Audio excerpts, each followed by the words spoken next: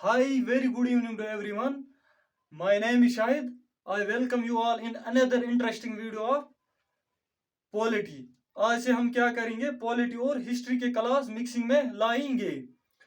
आज से हमने फर्स्ट पॉलिटी का क्लास जो उठाया है वो है फंडामेंटल राइट्स, जिसका मतलब है बुनियादी हुकूक, हमारे बुनियादी हुकूक। और अगर हम इसको हिंदी में इसका माने देखेंगे तो मौलिक अधिकार। In Constitution Part 3, there are fundamental rights which are described. इसका मतलब क्या है, हमारे संविधान के पार्ट 3, हमारे कॉन्स्टिट्यूशन के पार्ट 3 में फंडामेंटल राइट्स दिए गए हैं। अगर कोई आपसे ये पूछे कि फंडामेंटल राइट्स हमारे कॉन्स्टिट्यूशन के किस पार्ट में दिए गए हैं, तो आपका जवाब होगा पार्ट 3। आई होप आप सब ने फंडामेंटल राइट्स के बारे में पढ़ा होगा। जिन्होंने पढ़ा होगा तो उनका रिवीजन हो जाएगा, और जो पहली बार देख रहे हैं तो नॉट ए प्रॉब्लम, मैं बेसिक से समझाऊंगा। फंडामेंटल राइट्स 12 से 35 आर्टिकल में दिए गए हैं। आर्टिकल 12 टू आर्टिकल 35 के दरमियान फंडामेंटल राइट्स दिए गए हैं। और जो पार्ट 3 जिसमें फंडामेंटल राइट्स दिए गए हैं, इसको क्या कहते हैं, Magna Carta of India. Part 3 is known as Magna Carta of India. और जो बिफोर 1978, उससे पहले कितने फंडामेंटल राइट्स थे? 7 फंडामेंटल राइट्स थे। जो उसके बाद राइट टू प्रॉपर्टी रिमूव किया गया। जो right to property fundamental right था वो रिमूव किया गया। उसका मतलब क्या था कि 1978 से पहले आपको पूरा हक था अपनी प्रॉपर्टी पे। आज भी आपको पूरा हक है अपनी प्रॉपर्टी पे। अलबत्ता अगर आज आपको आपकी जमीन गवर्नमेंट को चाहिए तो आप उस टाइम कुछ नहीं कर सकते हैं, आपको हाथ खड़ा करने हैं। अब हम पढ़ेंगे बेसिक से सारे फंडामेंटल राइट्स के बारे में। राइट टू प्रॉपर्टी जो रिमूव किया गया उसके लिए आर्टिकल कौन सा था? आर्टिकल 31। और कब किया गया राइट टू प्रॉपर्टी को रिमूव? इसको किया गया 1978 में। और किस अमेंडमेंट के तहत इसको रिमूव किया गया? इसको 44th अमेंडमेंट के तहत रिमूव किया गया राइट टू प्रॉपर्टी को। और आपसे और एक क्वेश्चन बनता है कि हमारे कॉन्स्टिट्यूशन के किस अमेंडमेंट को मिनी कॉन्स्टिट्यूशन कहते हैं? Which amendment is known as mini constitution? किस अमेंडमेंट को छोटा संविधान कहते हैं? वो है 42nd अमेंडमेंट। इसको मिनी कॉन्स्टिट्यूशन ऑफ इंडिया भी बोलते हैं। अब हमने पहले ही पढ़ा राइट टू प्रॉपर्टी जो रिमूव किया गया है। अब हमें पढ़ना है जो आज के दौर में हमारे 6 फंडामेंटल राइट्स हैं। There are 6 fundamental rights in our constitution. हमारे कॉन्स्टिट्यूशन में 6 फंडामेंटल राइट्स हैं। जो पहला फंडामेंटल राइट है वो है right to equality. We are all equal, हम सब एक हैं। No one is inferior, no one is superior, कोई छोटा या बड़ा नहीं है। और जो कानून बनते हैं वो सबके लिए बराबर हैं, यही बताता है हमें राइट टू इक्वलिटी।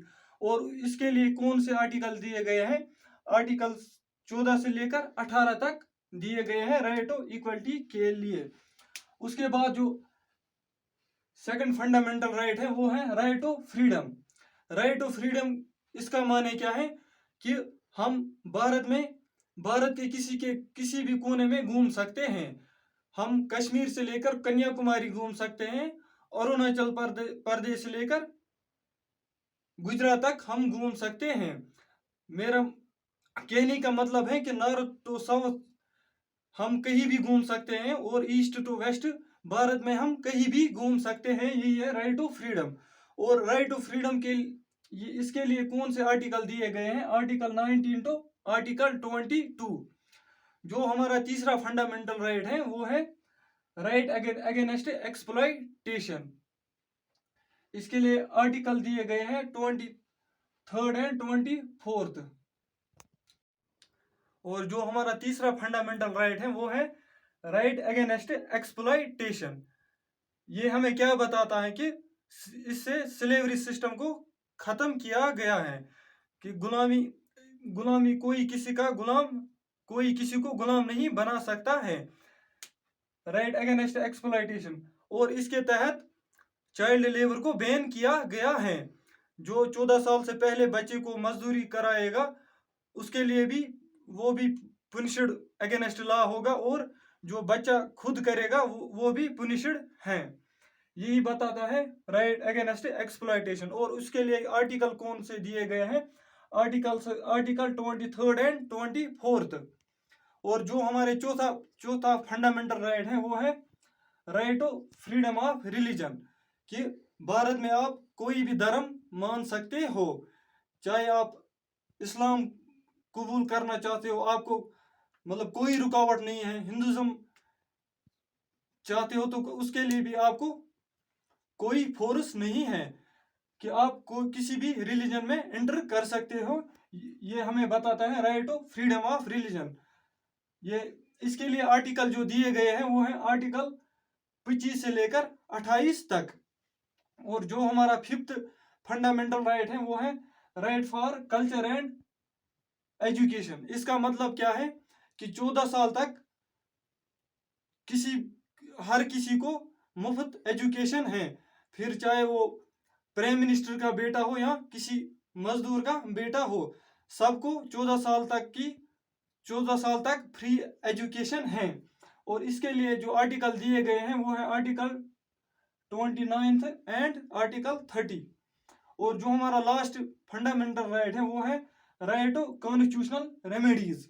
इसका मतलब क्या है कि अगर कोई आपके फंडामेंटल राइट वायलेट करता है तो आप सुप्रीम कोर्ट तक जा सकते हो, आप अपनी अर्जी सुप्रीम कोर्ट तक ले जा सकते हो, आप सुप्रीम कोर्ट का दरवाजा भी खटखटा सकते हो। इसके लिए आर्टिकल कौन कौन से दिए गए हैं? Article 32 to article 35। So let's have a quick revision. हमारे कॉन्स्टिट्यूशन में पार्ट 3 में फंडामेंटल राइट्स दिए गए हैं, और उनके लिए आर्टिकल 12 to आर्टिकल 35 में बताया गया है। और हमारे कॉन्स्टिट्यूशन के पार्ट 3 को मैग्ना कार्टा ऑफ इंडिया कहते हैं।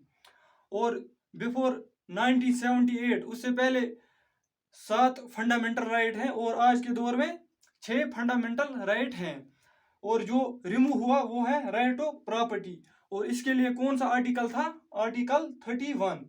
इसको रिमूव कब किया गया? 1978 में, और 44th अमेंडमेंट के तहत इसको रिमूव किया गया। और हमारे कॉन्स्टिट्यूशन के 42 अमेंडमेंट को मिनी कॉन्स्टिट्यूशन कहते हैं। छोटा संविधान किसको कहते हैं? 42 अमेंडमेंट को। और जो 6 फंडामेंटल राइट्स हैं वो कौन कौन से हैं?